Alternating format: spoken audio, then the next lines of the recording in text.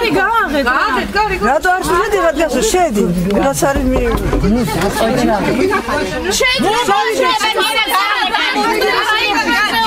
შეგისვით კაცო შეგიმერ განჯიში. დალადობას და იმას დაგვაბრალებენ კიდევ თვითონ შეხვდეს. დაგვაბრალონ მე რის. არა რატო რა მინდა მე კანონს ემორჩილებ. თუ თქვენ ახალი ხედვებით მოდიხარ, თუ თქვენ დევნილთა ინტერესების დამშვენებით და ამ ხალხმა წარგადგინათ ამ თანამდებობაზე, მოხსენით ეს პიროვნება. დაითხოვეთ ის კადრები, რომლებიც დევნილებს უვარდებოდნენ და იმუქრებოდნენ, რომლებიც გარიგებაში მიდიოდნენ ვაი იმ დევნილებთან, რომლებსაც ვარვა და ხუთი დინებია გაგებულები.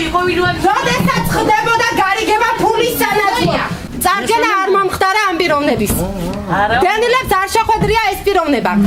არასამთავრობო ორგანიზაციებმა როცა დავიბარეთ და გავიგეთ რომ მის პიროვნულად ინდივიდუალურად ჩადიოდა თბილისში და ცოტნიაშვილთან მოლაპარაკებებს მართავდა, მოვითხოვეთ მასთან შეხვედრა, რომ აეხსნა და განემარტა, თუ რა აზრის გამტარებელი იქნებოდა ის ამ თანამდებობაზე დანიშვნის შემდეგ.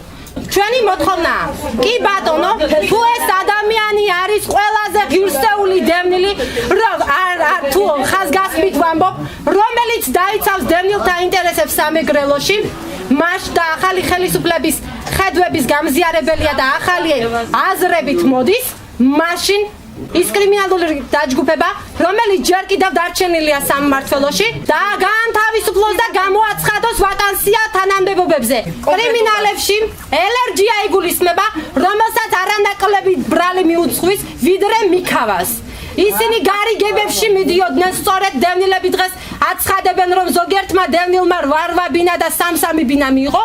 ეს ადამიანები დამერწმუნებით არ იქნებოდნენ უბრალო ადამიანები, რომლებიც დღეს კარავში ზიან, არამედ იქნებოდნენ მათი ნათესავები და მათი ნათესავების კიდევ ახლობლები, რომლებიც გარიგებაში მოდიოდნენ, რომლებიც თანხებს თავაზობდნენ მათ ბათუმში და ფოთში გაცემული ბინების სანაცვლოდ და შემდგომ სომხებზე ყიდდნენ. არსებობს დოკუმენტაცია სამმართველოში დევს, ბათუმში და ფოთში რომელი კომპაქტური ობიექტებიდან იქნა დევნილები გადაყვანილი, რაც შეეხება დღის მდგომარეობით ცხოვრობენ თუ არ ცხოვრობენ არადევნილი ოჯახები, იქ დაუკანონდა დევნილებს ფართი და სახელმწიფოს მხრიდან არის დაკმაყოფილებული, გააქირავა დევნილმა თუ თამბიდან ნამდვილად ავხობ ამ ინფორმაციას. რაც შეეხება რომ თანხებთან დაკავშირებით გაიყიდა ელერჯიასგან ფართები და რაღაცა, არსებობს პროკურატურა, არსებობს საგამომძიებელო ორგანო, მე მზად ვარ ყველას დავუდო მასალები და ყველასთან ვითანამშრომლო.